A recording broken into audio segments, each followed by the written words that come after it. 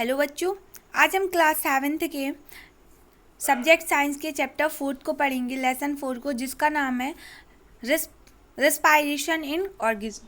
जो हमारे ऑर्गेन्स होती हैं वह कैसे रिस्पायरेशन करती हैं या वह किस तरह से श्वसन करते हैं। इसमें हमारे जो मेन फोकसन पॉइंट हैं वह हैं, फर्स्ट है हमारा रिस्पायरेटरी सिस्टम, सेकंड है respiratory system in animals, humans and plants, और थर्ड है एरोबिक एंड एनाएरोबिक रिस्पायरेशन। ठीक है ना। चलिए तो हम अपना चैप्टर शुरू करते हैं। When we exercise और do some physical activities, जब हम कोई एक्सरसाइज करते हैं या कोई फिजिकल एक्टिविटी करते हैं, we breathe faster, तब हम बहुत जोर से क्या करने लगते हैं, सांस लेने लगते हैं। Do you know why? आप जानते हैं कि ऐसा क्यों होता है? We will learn about respiration and the organs involve in carrying out this biological process in a living organism. चलिए तो हम रिस्पायरेशन के बारे में जानते हैं, श्वसन के बारे में, और जो भी इसमें बायोलॉजिकल प्रोसेस होती हैं लिविंग ऑर्गेनिज्म में, उनके बारे में जानते हैं। वी टेक इन एयर, हम एयर लेते हैं, and release air during breathing, और ब्रीथिंग के टाइम क्या करते हैं, एयर को रिलीज भी करते हैं। The taking in of air rich in oxygen into our body is called inhalation। जब हम एयर को इनटेक करते हैं, अंदर लेते हैं, तो उसमें क्या होता है, वह ऑक्सीजन से रिच होती है, उसमें ऑक्सीजन ज़्यादा होती है जो हमारी बॉडी में जाती है, जिसको हम क्या बोलते हैं, इनहेलेशन कहते हैं। And giving out air rich in carbon dioxide is called exhalation. और जो जब वह बाहर निकलती है एयर, तो उसमें क्या ज़्यादा होता है, उसमें कार्बन डाइऑक्साइड ज़्यादा होती है, जिसको एक्सहेलेशन कहते हैं।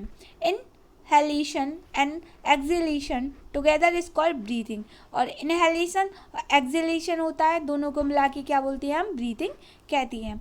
One breath is one inhalation plus one exhalation. जो वन ब्रीथ होता है, एक सांस होती है, उसमें क्या होता है, वन इनहेलेशन होता है और वन एक्सहेलेशन क्या होता है। इन रिस्पायरेशन, श्वसन में oxygen is used for breakdown of food to release energy. Oxygen use की जाती है किसके लिए, रिस्पायरेशन की प्रोसेस में, फूड को ब्रेक डाउन करने के लिए, जिससे एनर्जी रिलीज हो, ऊर्जा रिलीज हो। Respiration has 3 phases. रिस्पायरेशन के 3 फेज होते हैं श्वसन के। एक्सटर्नल रिस्पायरेशन, जिसको हम ब्रीथिंग कहते हैं। Internal respiration, carry oxygen into the cells and carbon dioxide out of the cell through the blood. And cellular respiration, third होता है cellular respiration, break down of food in the cells to release energy. जिसमें क्या होता है, cellular respiration में वह food को break down करता है, जिससे कि जो सेल्स होते हैं वह अपनी एनर्जी को रिलीज कर सकते हैं, अपनी ऊर्जा को छोड़ सकें, जिससे। Difference between respiration and breathing. Respiration और सांस और ब्रीथिंग में क्या डिफरेंस है, इसके बारे में हम देखते हैं। इसमें हमारा there is release of energy at the end. इसमें क्या होता है, एंड में एनर्जी रिलीज होती है। There is no release of energy, इसमें कोई भी एनर्जी रिलीज नहीं होती है। It is an intracellular process, यह एक इंट्रासेलुलर प्रोसेस है। It takes place inside the cell, जो कहाँ होती है, सेल के अंदर होती है। It is an extra cellular process, यह एक एक्स्ट्रा सेलुलर प्रोसेस है। थर्ड है, इट इज़ बायोकेमिकल प्रोसेस, यह एक बायोकेमिकल प्रोसेस है। Involving the break down of food, जो क्या करती है, फूड का ब्रेक डाउन करती है या तोड़ती है। It is the physical process, यह एक फिजिकल प्रोसेस है। इन्वॉल्विंग इनहेलेशन एंड एक्सहेलेशन, जो क्या इन्वॉल्व करती है, इनहेलेशन और एक्सहेलेशन। अब हमारा respiratory system in animals. Animals में रिस्पायरेटरी सिस्टम कैसा होता है, तो different animals have different organs that help them to respire. जो डिफरेंट जानवर होते हैं विभिन्न प्रकार के, उनके पास डिफरेंट ऑर्गन्स होते हैं, अंग होते हैं, जिससे वह सांस लेते हैं। इसमें हमारा फर्स्ट है रिस्पायरेशन इन अर्थवर्म। अर्थवर्म में कैसे रिस्पायरेशन होता है। Earthworm live in soil. Earthworm कहाँ रहते हैं, सॉइल में। They get oxygen from the soil, वह सॉइल से, मिट्टी से ऑक्सीजन लेते हैं। Oxygen content in the soil is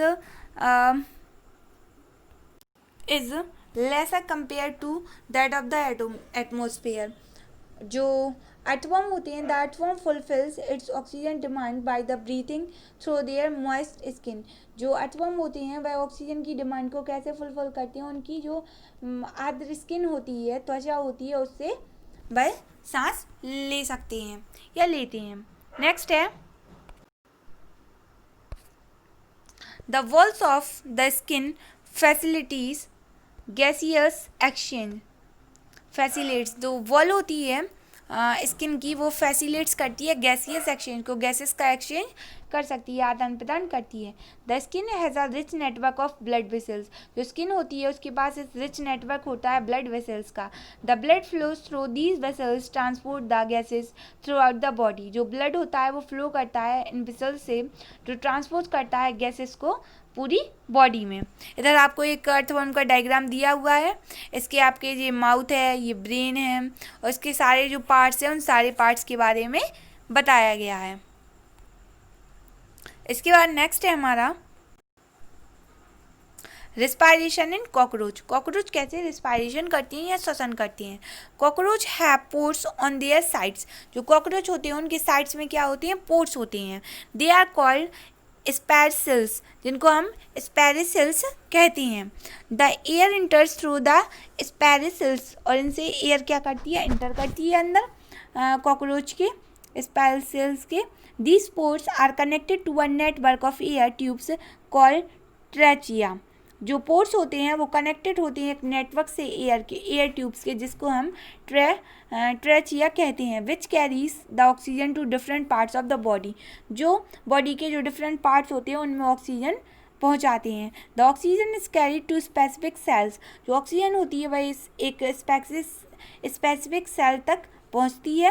and carbon dioxide diffuse out through the trachea and exit through the species. और जो कार्बन डाइऑक्साइड होती है वो इन स्ट्रेचिया की हेल्प से और स्पेरल से कहाँ निकल जाती है, बाहर निकल जाती है, क्योंकि उन्हीं जो पोर्स होते हैं जिनको हम स्पेरल्स कहते हैं, इन्हीं से वह कार्बन डाइऑक्साइड बाहर निकल जाती है। इधर आपको कॉकरोच का भी डायग्राम दिख रहा है।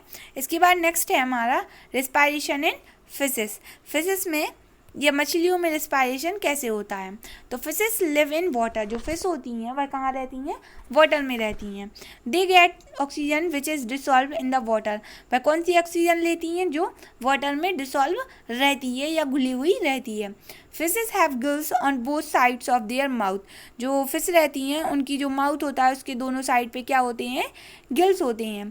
The gills have a rich supply of blood. जो गिल्स क्या करती हैं, वह ब्लड के रिच सप्लायर होते हैं। The water containing dissolve oxygen इंटर्स the mouth. जो वाटर कंटेनिंग डिसॉल्व ऑक्सीजन होती है, जो पानी में ऑक्सीजन घुली हुई होती है, वह उनके माउथ में इंटर करती है। Oxygen is absorb through the gills. जो उनके गिल्स होते हैं वह उस ऑक्सीजन को एब्सॉर्ब कर लेती हैं, सूख लेती हैं। Carbon dioxide which is release through the opening in the gills. और जो गिल्स की ओपनिंग होती है वहाँ से कार्बन डाइऑक्साइड बाहर निकल जाती है, डिफ्यूज इनटू द वाटर, और वाटर में जाके डिफ्यूज हो जाती है।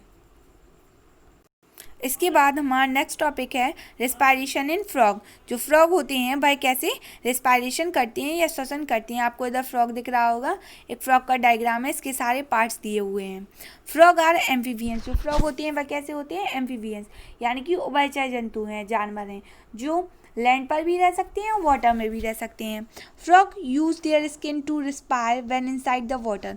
जब फ्रॉग पानी के अंदर रहते हैं तब वह कहाँ से रिस्पायर करती हैं, तब वह अपनी स्किन से, अपनी त्वचा से श्वसन करते हैं।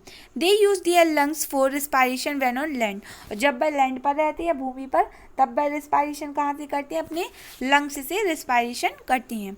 Respiration through lung is known as pulmonary respiration. जब वह अपने लंग से रिस्पायरेशन करती हैं तो उसको हम क्या कहते हैं, पल्मोनरी रिस्पायरेशन कहते हैं। And the respiration through skin is known as cutaneous respiration. और जब वह अपनी स्किन से रिस्पायरेशन करती हैं तो उसको क्यूटेनियस रिस्पायरेशन कहते हैं। व्हेन एट रेस्ट और फ्लोटिंग ऑन वाटर, जब वह रेस्ट या फिर वाटर में फ्लोट करता है the frog takes in air through its nostrils into the buccal cavity, तब वह क्या करता है, अपने नॉस्ट्रल से जो एयर होती है उसको बक्कल कैविटी तक ले जाता है। Gaseous exchange takes place through the lining of the buccal cavities, जो गैसेस होती हैं उनका एक्सचेंज होता है, आदान प्रदान होता है बक्कल कैविटी से। This method of respiration is known as buccal respiration, और उनकी इस मेथड को, रिस्पायरेशन श्वसन करने के उनकी इस विधि को या इस मेथड को हम क्या बोलते हैं, बक्कल रिस्पायरेशन कहते हैं। इसको हम क्या कहते हैं, बक्कल रिस्पायरेशन कहते हैं उनकी इस मेथड को या उनकी इस विधि को। Thank you.